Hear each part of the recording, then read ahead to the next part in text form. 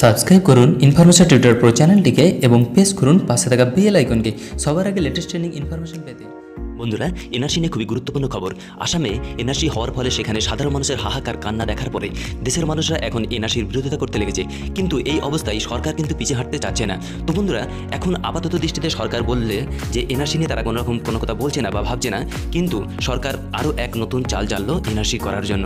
তো বন্ধুরা, আজকে আমরা এটা নিয়ে বিস্তারিত আলোচনা করবো যে কি আবার নতুন চাল চাললো সরকার যা দেশে এনআরসি করার জন্যই। তো বন্ধুরা, অবশ্যই ভিডিওটি প্রথম থেকে লাস্ট পর্যন্ত দেখবেন, ভালো লাগলে লাইক করবেন এবং বেশি বেশি করে শেয়ার করে সবাইকে জানতে। তো বন্ধুরা, জেনে নেওয়া যাক সরকারের নতুন পদক্ষেপ কি এনআরসি করা নিয়ে। তো বন্ধুরা, মঙ্গলবার লোকসভায় নাগরিকত্ব সংশোধনী রুলস 2019 পেশ করলেন কেন্দ্রীয় স্বরাষ্ট্রমন্ত্রী অমিত শাহ।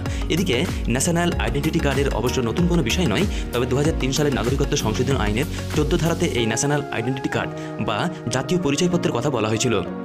তো সরকার যে প্রত্যেক নাগরিকদের আবশ্যিকভাবে নথিভুক্ত করতে পারে এবং তাদের জন্য এনআইসি জারি করতে পারে, এই কথাও উল্লেখ করা হয়েছে, যা স্পষ্ট যে এনআইসি এবং এনআরসি ওতপ্রোতভাবে জড়িত, অর্থাৎ এনআরসি আর এনআইসি একই জিনিস। তাই এই দিন সরকারের তরফ থেকে এনআইসি রুলস লোকসভায় পেশ করে এনআরসি দিকে কেন্দ্র এক এক ধাপ করে এগিয়ে যাচ্ছে বলে বললেন বিশেষজ্ঞ মহল। তো বন্ধুরা, জাতীয় পরিচয়পত্র এবং বিজেপির দীর্ঘদিনের একটা এজেন্ডা, যা কেন্দ্রীয় প্রয়াত প্রধানমন্ত্রী অটল বিহারী বাজপেয়ীর আমলে এই এনআইসি তৈরির কথা বলা হয়েছিল। তো বন্ধুরা, কার্গিল যুদ্ধের সময় 2001 সালে বাজপেয়ী নেতৃত্বাধীন মন্ত্রিগোষ্ঠী যখন দেশে এনআইসি তৈরির প্রস্তাব দিয়েছিল, তখন তাতে বলা হয়েছিল যে সমস্ত ভারতীয়দের নাগরিকত্বের একটি বহুমুখী জাতীয় পরিচয়পত্র দেওয়া দরকার। তো বন্ধুরা, সেই হিসাবে তারা প্রদান করা উচিত বলে মনে করে অনাগরিকদের এক আলাদা বর্ণ ও নাশকতার পরিচয়পত্র দেওয়াও দরকার, এমনটাই বলেছিলেন সেই সময় বাজপেয়ী সরকার। তো বন্ধুরা, 2003 সালে তৎকালীন কেন্দ্রীয় স্বরাষ্ট্রমন্ত্রী লালকৃষ্ণ আদবানি নাগরিকত্ব আইন সংশোধন করেন এবং সেই সময় এনপিআর বা এমপিএনআইসি তত্ত্ব যে এনআইসির কাজে ব্যবহার করা যাবে তাও কিন্তু তিনি ব্যবস্থা করে দিয়েছিলেন। তো বন্ধুরা, পাইলট প্রজেক্ট হিসাবে এমপিএনআই এর কাজ দেশের বিভিন্ন রাজ্যে বেশ কয়েকটি ব্লকে করা হয়েছিল। তার মধ্যে পশ্চিমবঙ্গের মুর্শিদাবাদ জেলার জিয়াগঞ্জ ব্লকও শুরু হয়েছিল। তো বন্ধুরা, এনআইসি পাওয়ার জন্য জিয়াগঞ্জের বাসিন্দাদের নাগরিকত্ব প্রমাণ দিতেও হয়েছিল, কিন্তু পাইলট প্রজেক্ট চলার পর তা নিয়ে কাজ আর এগোয়নি। 2004 সালে ইউপিএ সরকার ক্ষমতা আসার পর কেন্দ্রীয় স্বরাষ্ট্রমন্ত্রী পি চিদম্বর এমপিএনআইসি প্রজেক্ট বাতিল করে দেন এবং তার পরিবর্তে আসে আধার কার্ড।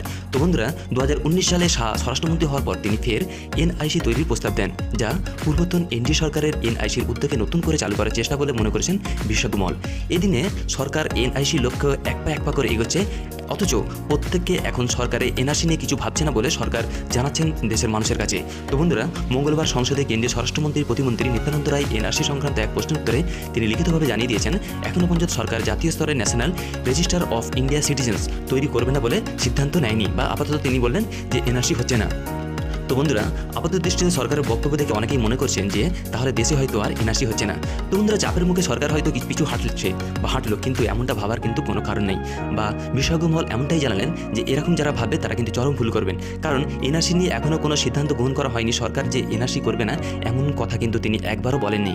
সরকারের তরফ থেকে এদিন সুকৌশলে আপাতত এনআরসি হচ্ছে না এই বার্তাই মানুষের মধ্যে ছড়িয়ে দেওয়ার চেষ্টা চালানো হচ্ছে।